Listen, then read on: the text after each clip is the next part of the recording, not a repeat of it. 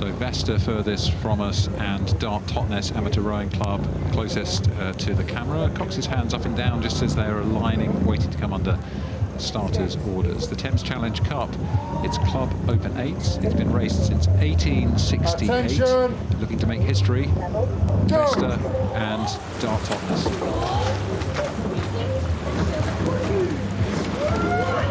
So this is the B crew from Vesta. The A, B and C crews from Vesta all had to go through the qualifying races, as did Dart Totnes. So this is the last of the Vesta crew still to race, and looks like a good clean start from both 8s there. Slightly tentative, I thought, on the Dart Totnes crew there, though. Yeah, quite slow to get onto that second and third stroke. You often see in 8s they take a shorter slide length just to get that boat speed up and running, that flywheel analogy.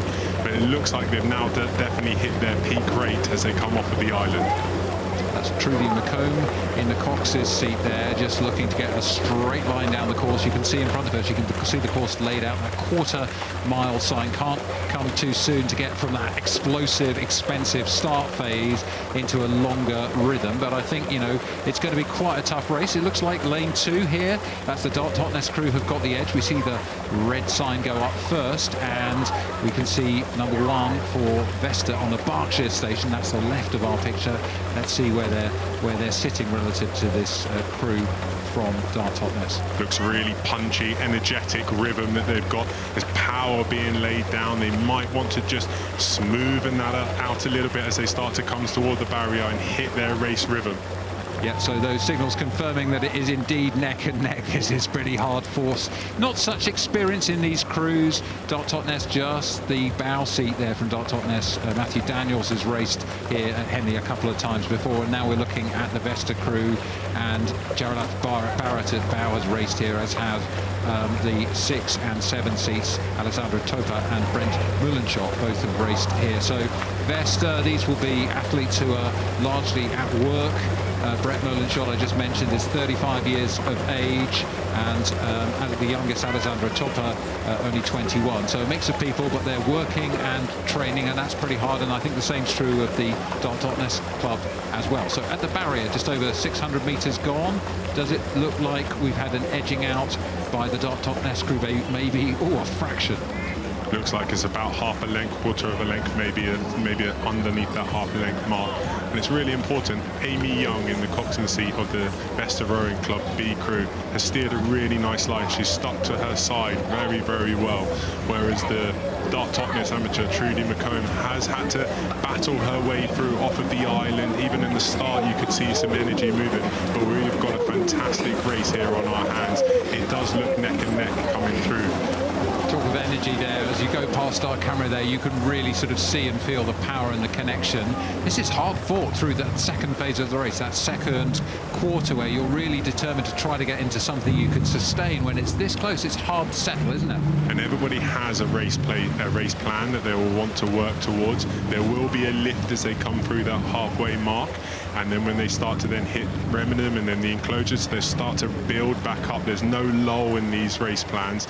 There may be a small little breather as they come through at this point where they're just about to move on and push through, but the Coxes will start to call that race plan, push their crew on. But it's looking like Dart Totnes has just taken another quarter, 2 seats maybe. I mean, I'm loving this race, Mo. You may be right. Yeah, look at it. Confirmed you've got an eagle eye, haven't you? Both these crews had to race on Friday against the clock to qualify for this event. There were 51 entries just for 32 spots racing. So just getting to this track is a success for these guys. But now it's a decisive moment as we look. Can we see a break happening here? And that racing on Friday is very different to the racing they're doing today. It's processional. It's you versus the clock and against the other crews, obviously. But this, boat next to boat.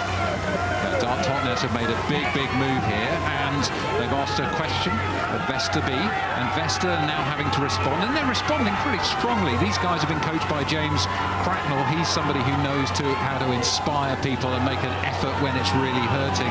My goodness, Vesta B are really starting to sprint now to respond. And they're starting to dig deep. They have made a good effort to come back. It looks like they've managed to hold it to maybe 3 seats. Maybe at best it's a half a length, but it's coming all to play for in this last 500, 600 100 metres. What a great race we have on our hands here, viewers. Tea time at Henley. A little bit of a glance across there from Alexander Barthel in the Dart Totnes crew. Can we break them? Can we hold the little advantage which we gained here? And this third quarter is where the pain is. It's the pain cave we know it as rowers. So Dart Totnes on the left. Vesta responded hard. I think they moved back a couple of seats there with that big move, Mo. And when that pain cave hits, you want your blade work to stay key. You want it to keep nice and tight to the water. And I think Vesta are doing a really good job at that. Dart Totnes have started to just look a little bit scrappy with their blade work, and maybe that's where they're just losing out on a few inches per stroke. So they've still got the edge. And Mo, if you're in the Vesta crew, what are you doing now? What are you thinking about trying to get get on terms? You're building. Your bow pair will be shouting to the crew in front. The stroke man will not have overlap. They will not be able to see the crew to the left. So when you hear that noise from the bows, you know, you say moving, or you make a call to say how close it is. It will only ever energize the people in front. So they've only got about a couple of 100 metres remaining, and well, Vesta B I think have closed that gap a bit, but they're running out of track, and Dart Totnes will know that sitting at stroke. Alexander Barthel will be raising the rate and trying to push on, and Vesta have to respond. They made that big move. Was it too expensive? I think Vesta are moving. Yeah, you have to really go above and beyond your normal race speed in an 8 to try and get to claw back. They put in that big effort through that halfway mark through Remnant, and it looks like Dart Totnes have just had the measure to be able to pull through, do that one lift through the enclosures and move away again. So they've held their heads well, haven't they? They're looking like they're tiring a bit now, a bit ragged in that Dart Totnes crew. Vesta looking a bit more composed, but I think there's no way now. Dart Totnes, coached by William Hawkyard, who had 5 years with the GB Start program as a coach, and great strong rowing, holding the attack from Vesta by Dart Totnes. So they go through to the second round of the Thames Cup. Vesta Rowing Club B crew, big effort through the middle of the course, big response, and they get the chance to enjoy the regatta from the bars and the banks.